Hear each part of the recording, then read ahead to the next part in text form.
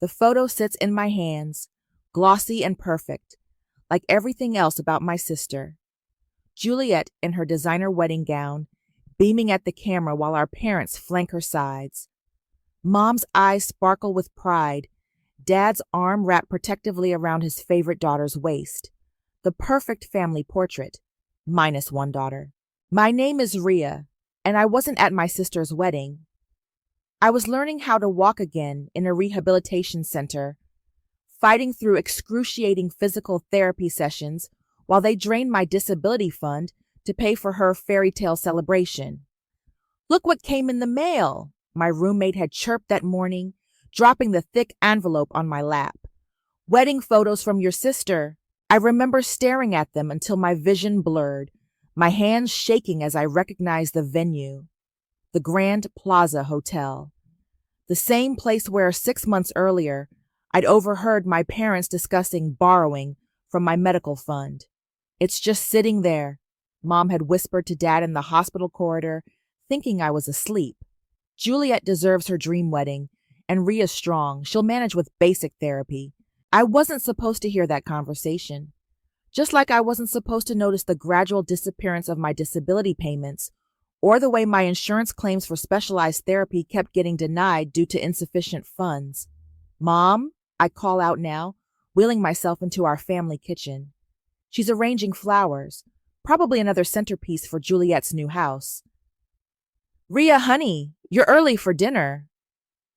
Her smile doesn't reach her eyes. It never does anymore. I placed the wedding photo on the counter. The Grand Plaza must have cost a fortune. Oh yes, but it was worth every penny. Juliet looked like a princess. Funny how my physical therapy got downgraded the same month you booked it. The silence is deafening. Mom's hands freeze mid-arrangement. I don't know what you're talking about, she says finally, not meeting my eyes. Really? Because I have bank statements showing exactly when my disability fund started hemorrhaging money. Right around the time Juliet needed deposits for her venue, her dress, her honeymoon.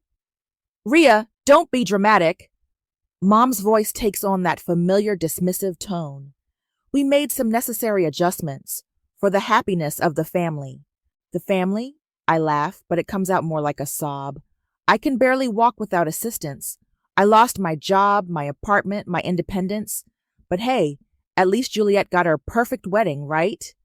Your sister deserved... What about what I deserved, Mom? What about basic human decency from my own parents? She slams a vase down, water sloshing over the sides. You're being selfish. We knew you'd react like this. It's why we didn't tell you. Everything's always a tragedy with you, Rhea. Always so much drama. Drama? My voice rises. I was in a car accident that nearly killed me. I needed that money for rehabilitation, for living expenses, for... Lower your voice, Mom hisses. The neighbors will hear. Of course. Heaven forbid the neighbors discover that Laura Richards isn't Mother of the Year. You know what? I will myself backward. You're right. I am being dramatic. So I'll remove myself from the situation entirely. What does that mean? It means I'm done with all of this, with you, with Dad, with Juliet's perfect life built on my broken one. Mom's face pales. You can't be serious. Where will you go? How will you manage? I'll manage the same way I've been managing, without my family's support. Only this time, I won't have to watch you pretend to care while stabbing me in the back. I turn my wheelchair around, heading for the door. Mom calls after me, her voice wavering between anger and panic. Rhea, don't you dare leave like this. We're your family. I pause at the doorway, not turning back. Family doesn't steal from family, Mom. Family doesn't abandon their daughter when she's at her lowest. But don't worry. I'm sure Juliet will give you plenty of perfect family photos to replace the ones with me in them. As I wheel myself out, I hear Mom's sharp intake of breath, followed by her familiar refrain. You're being impossible. This is exactly why we couldn't tell you about the money. You always make everything about yourself. I close the door behind me, cutting off her words. In my pocket, my phone buzzes with a text from my physical therapist, Fiona. Still on for tomorrow's session? Yes, I type back. And Fiona? I need to ask you something about independent living arrangements. It's time to start planning my exile, and maybe, just maybe, my revenge. Push through it, Rhea. 3 more steps. Fiona's steady voice guides me as I grip the parallel bars, sweat dripping down my face. My legs shake with effort, but I refuse to give up. It's been 8 months since I moved into my tiny 3rd-floor walk-up. The irony of a wheelchair user choosing a building without an elevator isn't lost on me, but it was all I could afford. Besides, it gives me extra motivation to master these damn stairs. You're doing amazing, Fiona says, as I complete the exercise. She's been more than just my physical therapist. She's become my rock, the only person who sees me as more than just a burden or an inconvenience. Thanks, I manage between heavy breaths. Any word on that part-time reception job at the clinic? Actually, yes. Dr. Morris loved your resume. He wants you to start next week. I collapse into my wheelchair, grinning. Really? That's incredible. You earned it. Fiona hands me a water bottle. Now, what's this I hear about your sister's latest Instagram post? My smile fades. I pull out my phone and show her Juliet and Kaysen at some charity gala, dripping in designer clothes. The caption reads, "Supporting underprivileged children with my amazing husband. Blessed exerts giving back." The necklace she's wearing? I point to the sparkling diamonds. That's worth about 3 months of my original physical therapy plan. Fiona squeezes my shoulder. You're documenting everything, right? I nod, pulling out my journal. Every page is filled with dates, amounts, screenshots, a paper trail of betrayal. Everything since the day they started draining my fund. I might not be able to prove it was illegal, but it matters to have records, Fiona finishes. Speaking of which, did you check your mail today? Not yet. Why? There's an official-looking envelope in your cubby. Law firm logo. My heart skips. I wheel over to the clinic's reception area and retrieve the letter. The return address reads Harrison and Associates Estate Law. It's from Grandma Rose's lawyer, I murmur, tearing it open. My grandmother passed away 5 years ago, leaving behind a complicated estate that's still being settled. As I read, my hands begin to shake. Rhea? Fiona steps closer. What is it? There's a trust fund, I whisper. A big one. But it can only be accessed if all 3 siblings agree unanimously. I look up at her. That includes me. How much? $1.2 million. Fiona whistles low. That's life-changing money. Yeah. I fold the letter carefully, and I bet my parents are already plotting how to get their hands on it for Juliet. Right on cue, my phone buzzes with a text from Mom. Family dinner tomorrow night. Important discussion needed. No excuses. I show Fiona the message. She raises an eyebrow. You going? Oh, I wouldn't miss this for the world. I tuck the letter into my journal. But first, I need to make a call. That evening, I meet with Sebastian, my old college friend who's now a lawyer. We grab coffee at the diner across from his office. So they emptied your disability fund for a wedding? He shakes his head in disgust. That's morally bankrupt, even if they covered their legal tracks. They did it gradually enough to avoid suspicion, I explain. But now they need my signature for Grandma's trust, and I'm betting it's not because they suddenly developed a conscience. Sebastian leans forward. Want me to do some digging? I have a friend in private investigation who... Yes, I cut him off. Whatever it costs, I'll pay. I need to know everything, especially about Kaysen's business dealings. Something feels off there. I'll call Wyatt tonight. Sebastian pauses. Just be careful, Rhea. Revenge might feel good, but this isn't about revenge, I interrupt, even though we both know that's a lie. This is about justice, and maybe teaching my family that actions have consequences. My phone buzzes again. Another text from Mom. Juliet's so excited to see you tomorrow. Please dress appropriately. I snort and show Sebastian the message. He reads it and grimaces. They're not even trying to be subtle, are they? Nope. I put my phone away. But that's okay. Neither am I. As Sebastian walks me to my car, he asks, "What are you going to do?" I smile, thinking about my journal full of evidence, the trust fund letter, and tomorrow's dinner. I'm going to give them exactly what they deserve, and I'm going to make them thank me for it. The next day's family dinner looms ahead like a storm on the horizon. But for the first time since my accident, I'm not dreading facing my family, because this time, I'm not their victim. I'm their reckoning. You need to see this. Wyatt slides a folder across the coffee shop table. 3 weeks have passed since the family dinner, where I refused to sign anything, and his investigation has been thorough. I open the folder and start reading. My eyes widen. Are these numbers real? Very.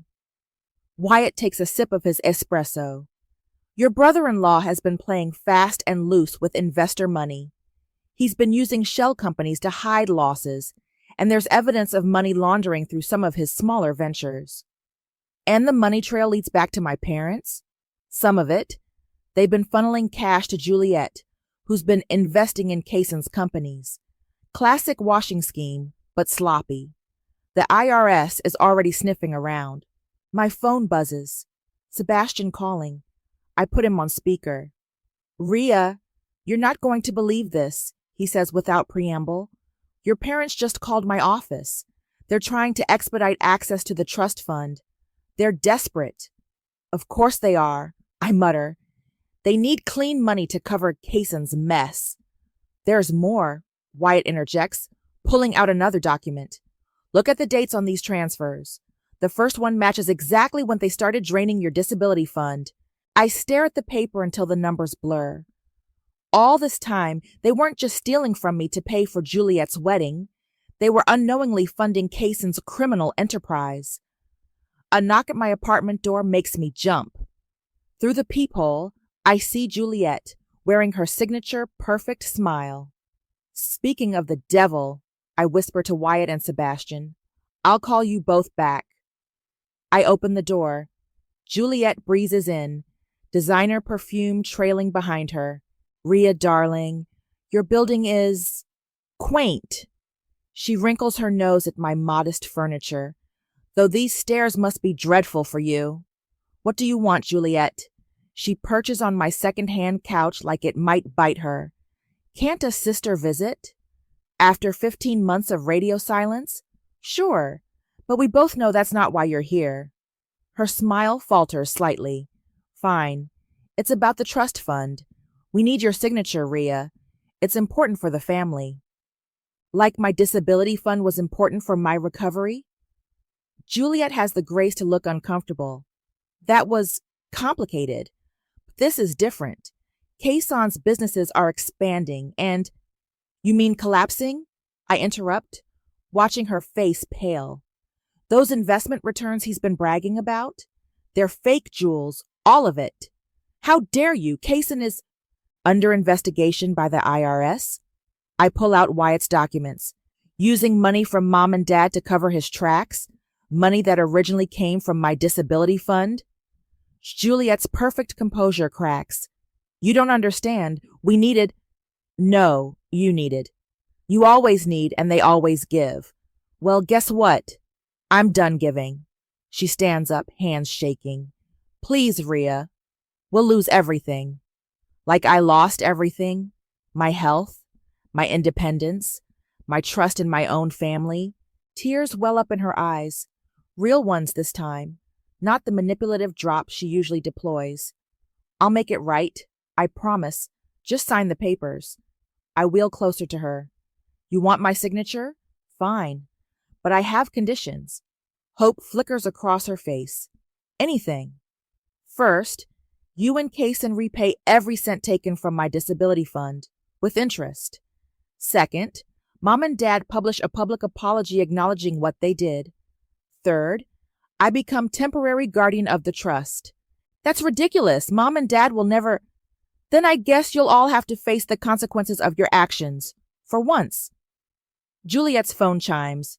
She checks it and goes ghostly white. "What is it?" I ask. though I can guess. Kason, the FBI just raided his office. I try to feel sympathy, but all I can muster is grim satisfaction. You should go. Your husband probably needs you. She stumbles toward the door, then turns back. You planned this, didn't you? You knew about Kason's problems before I came here. No, Juliet. I just finally started paying attention, something you and our parents should have done years ago. After she leaves, I call Sebastian. It's starting, I tell him. Get ready for phase 2. Are you sure about this? He asks. Once we move forward, there's no going back. I look at my reflection in the window, sitting straight in my wheelchair, stronger than I've been in months, both physically and mentally.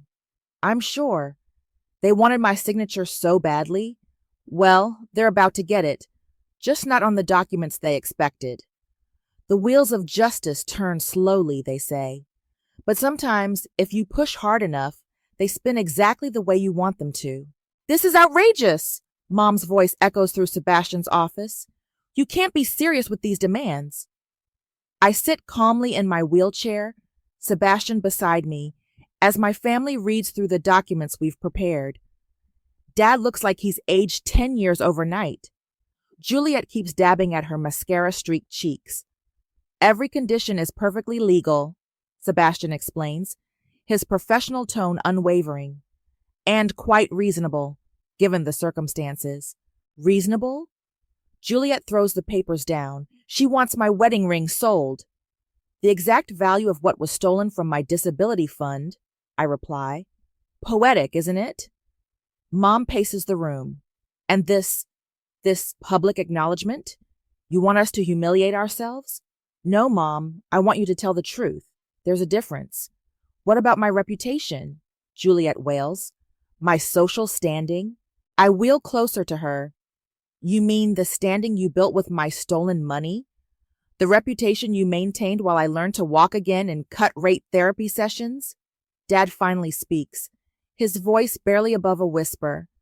We were trying to protect the family. Protect? I laugh bitterly. Is that what you call draining your disabled daughter's funds to finance your other daughter's fairy tale wedding? We had good intentions, Mom insists. Sebastian clears his throat.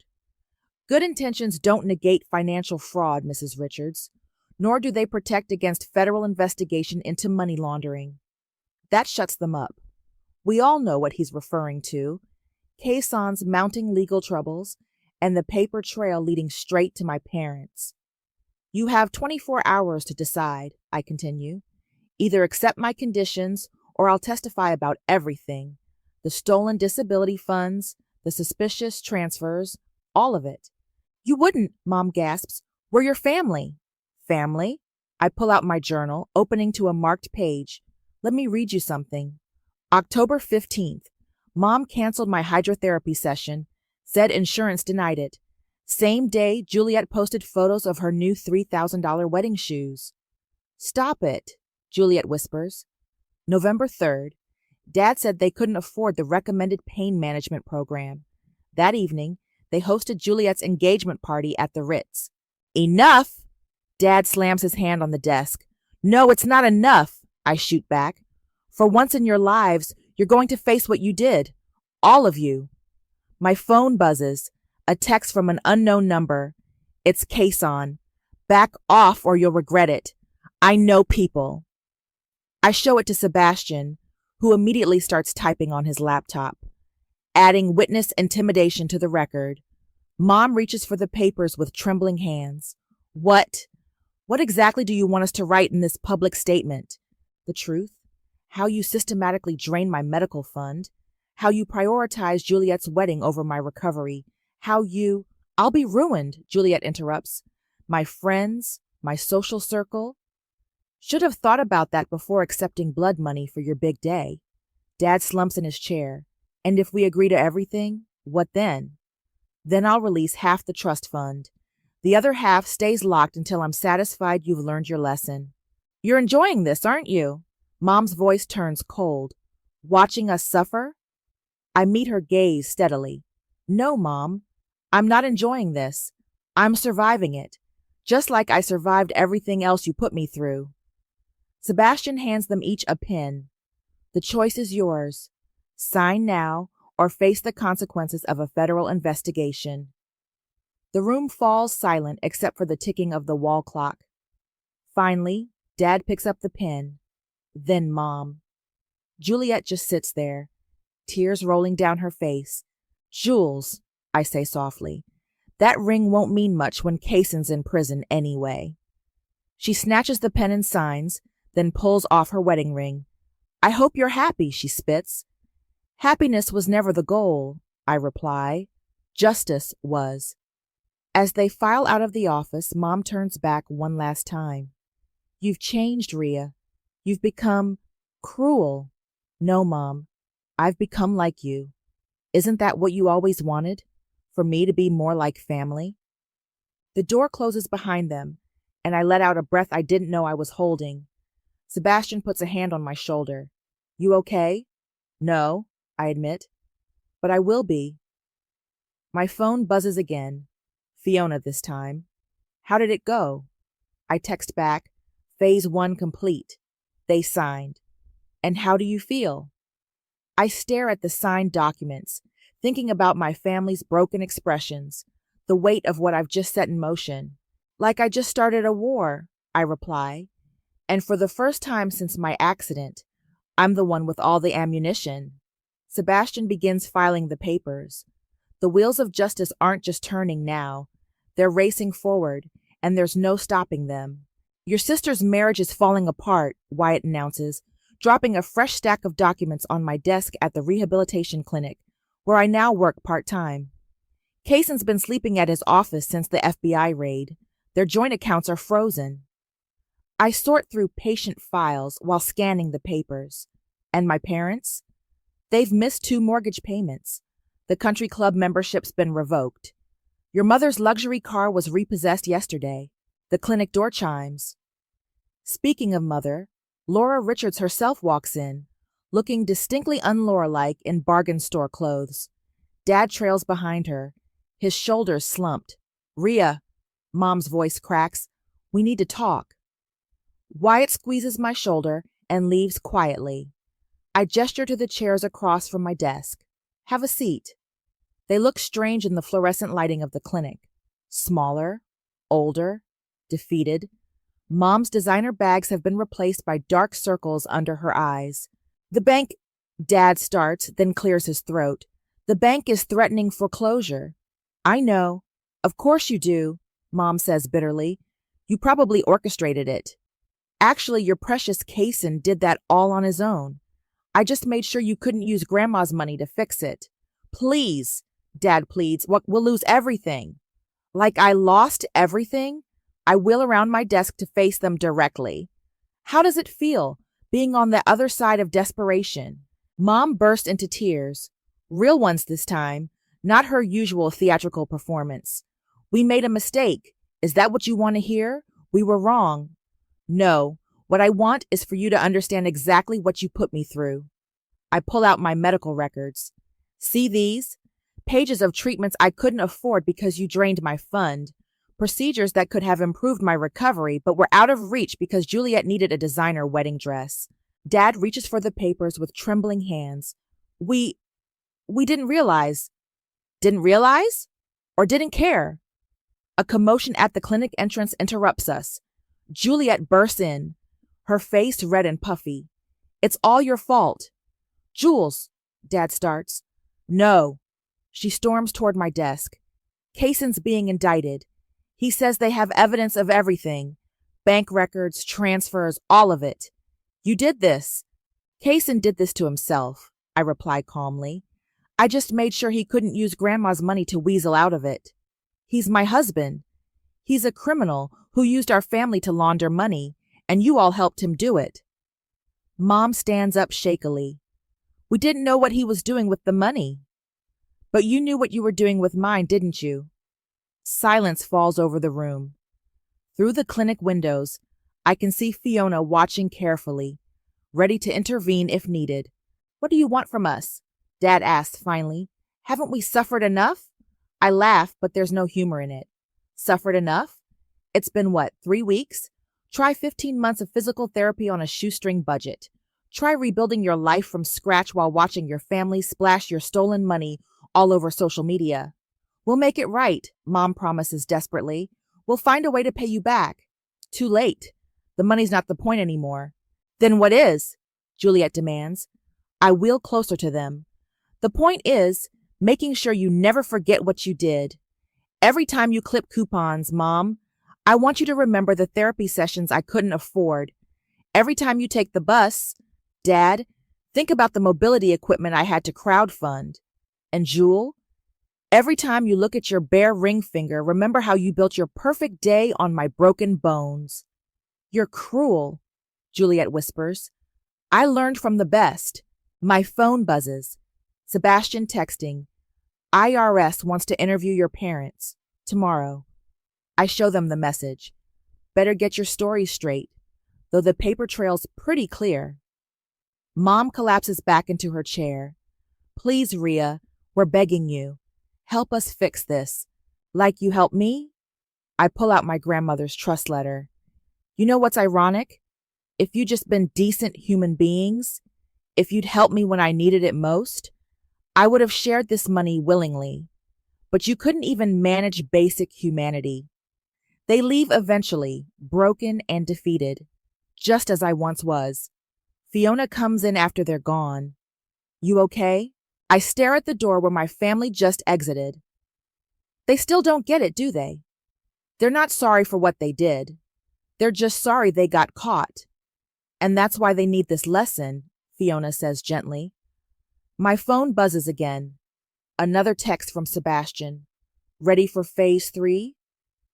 I think about my family's tears, their pleas, their desperate attempts to escape consequences. Then I think about all those nights I spent alone, in pain, wondering why my family had abandoned me. Yes, I text back. Let's finish this. Sebastian's conference room feels too small for all the tension it contains. My family sits on one side of the long table, their lawyers beside them. Kason is notably absent. He's busy with his own legal troubles. Let's begin, Sebastian says, passing out folders. These documents outline the terms of our final agreement.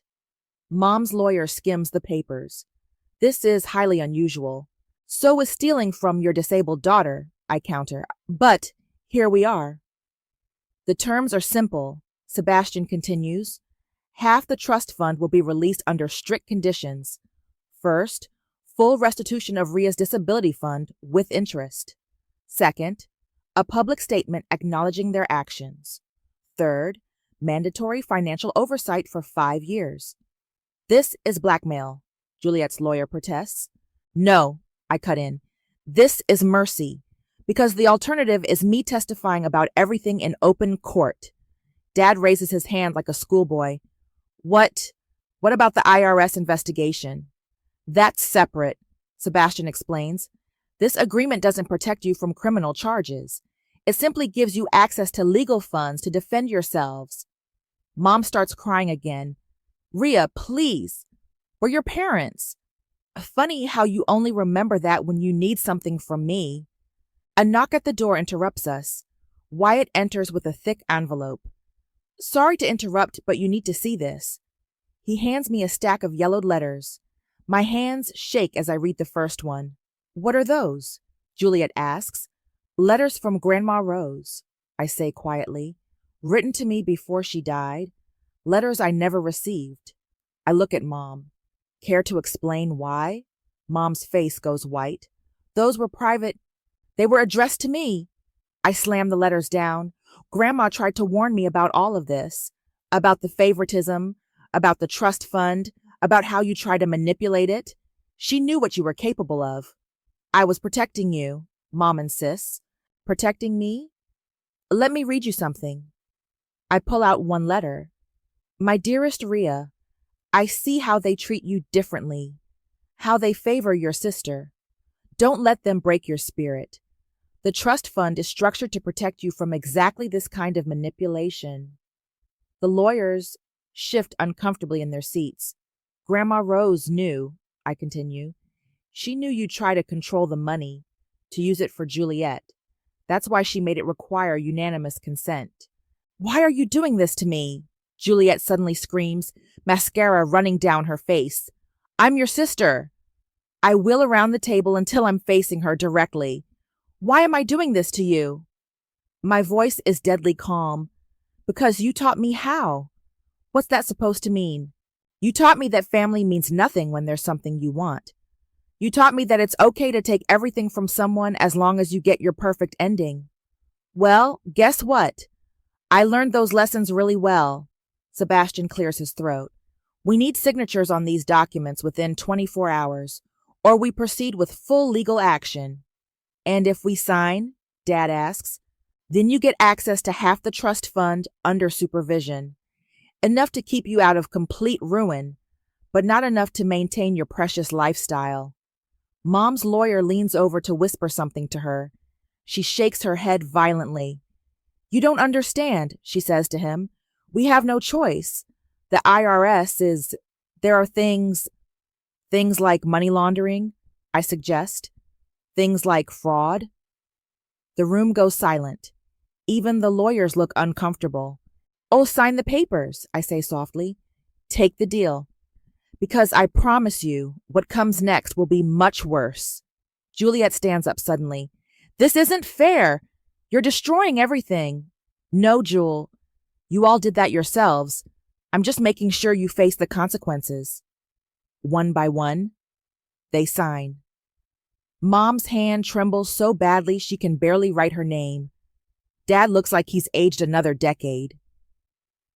Juliet signs last, then throws the pen across the room. I hate you, she spits at me. I know, I reply calmly. But here's the difference between us. I can live with that. As they file out, defeated and broken, I find one more letter in the stack from Grandma Rose, the last one she wrote before she died. My dearest Rhea, it reads, remember that justice without mercy is just revenge, but mercy without justice is surrender. Find the balance, my sweet girl. Find the balance. I fold the letter carefully and put it away. Sebastian touches my shoulder gently. You okay? No, I admit. But I will be. We're not done yet. What's next? I look at the signed papers, thinking about Grandma Rose's words about balance. Now we make sure they never forget this lesson. Any of them. The local newspaper's headline reads, Prominent Family Admits Financial Misconduct. Below it, the public statement my parents were forced to write fills half a page. It's been 3 months since they signed the agreement, and karma's dominoes keep falling. Your sister's divorce is final, Fiona tells me during our now weekly lunch. Saw it on the court records website. I nod, picking at my salad. Kaysen took a plea deal. 5 years for financial fraud. He tried to blame everything on my parents, but the evidence was too clear. How are they handling it? Mom and Dad? They had to sell the house. They're living in a 2-bedroom apartment now. Dad's working at the grocery store down on Mason Street. Fiona raises an eyebrow. The one you shop at? Yeah. I saw him there yesterday, bagging groceries. He couldn't look me in the eye. And Juliet? I pull out my phone and show her a recent social media post. It's Juliet, looking decidedly less polished, standing behind a coffee shop counter in a barista uniform. Her former friends all abandoned her after the scandal broke. Funny how quickly the social circle shrinks when you can't host lavish parties anymore. Do you feel bad for them? Fiona asks carefully. Before I can answer, my phone buzzes. It's Sebastian. Turn on Channel 7 News, now. Fiona and I rush to the cafe's TV just in time to see Kaysen being led into court in handcuffs. The reporter's voice cuts through the background noise. In a shocking development, former business mogul Kaysen Carter has implicated several prominent social figures in his financial fraud scheme. Oh God, I whisper, watching as the camera pans to a list of names, including several of Juliet's closest friends who had helped launder money through fake charity events. My phone explodes with notifications. Mom calling, Dad texting, Juliet sending a string of desperate messages. Don't answer, Fiona advises. Let them handle their own mess. I won't, I assure her. But what? I wheel myself to the window, watching people hurry past on the sidewalk. I passed my medical certification exam yesterday. I'm officially qualified to work as a rehabilitation counselor. Rhea, that's amazing. Fiona hugs me. Why didn't you tell me sooner? Because I got offered a job at the same rehab center where I couldn't afford treatment last year. Talk about full circle, Fiona says softly. Yeah, and you know what's ironic? The salary's almost exactly what they stole from my disability fund. My phone buzzes again. A text from Mom. Please help us. The reporters won't leave us alone. I show Fiona the message. She squeezes my shoulder. What are you going to do? Nothing. They made their choices. Now they're living with them. Later that evening, I wheel into the grocery store. Dad's there, in his blue vest, mechanically bagging items. When he sees me, he freezes. Paper or plastic? He asks automatically, then realizes what he said. I hold his gaze. Paper, please. His hands shake as he bags my groceries. This man who once ran a successful business, who drove luxury cars and played golf on weekends, now can't even look his daughter in the eye while bagging her cereal and milk. That'll be $47.83, the cashier says. I hand over my card, the same card that was once declined for medical treatments because they drained my account. Have a nice day, Dad mumbles. You too, I reply, and wheel away. Outside, I sit in my car for a long moment, thinking about everything that's happened. My phone lights up with a news alert. Socialite Juliet Carter Richards, named in federal investigation. I turn off my phone and start the car. Tomorrow, I start my new job helping other accident victims recover. Tomorrow, I begin giving back what was taken from me. Not to my family, but to people who truly need it. As I drive past my parents' old house, now sporting a sold sign, I remember Grandma Rose's words about balance, about justice and mercy. My family chose their path. They chose Juliet's wedding over my recovery, social status over basic humanity, appearances over truth. Now they're facing exactly what they feared most: public humiliation, financial ruin, social exile. But as I park outside my apartment building, the one I can now afford to leave for a better place, I realize something important. Their greatest punishment isn't the money they lost or the status they forfeited. It's having to live with the knowledge that they did this to themselves. I wheel myself inside, past the stairs I can now climb with minimal assistance, and feel something I haven't felt in a long time. Peace. Not happiness, not satisfaction, just peace. And maybe that's enough. I need you to read something, Sebastian says, sliding a document across my desk at the rehabilitation center. It's been a busy morning. 3 new patients, all car accident victims like I once was. Another legal document? I ask, reaching for it. No, something else. From your grandmother's lawyer. My heart skips. What? Just read it. The letter is dated 2 weeks before Grandma Rose died. My hands shake as I read. In the event that the primary trust becomes contested or accessed under duress, a secondary trust will be revealed. This trust, containing the bulk of my estate, is designated solely for my granddaughter Rhea, who has demonstrated the strength of character I always hoped to see in my family. I look up at Sebastian. What is this? Your grandmother wasn't just protecting you with that first trust. She was testing them, testing all of them. And you just proved her right. How much? I whisper. He hands me another document. I stare at the number, unable to process it. That's 10 times what they fought over, he confirms, and it's all yours. No conditions, no joint access needed. My phone buzzes. Fiona reminding me about my next patient. I have to go. Sebastian smiles.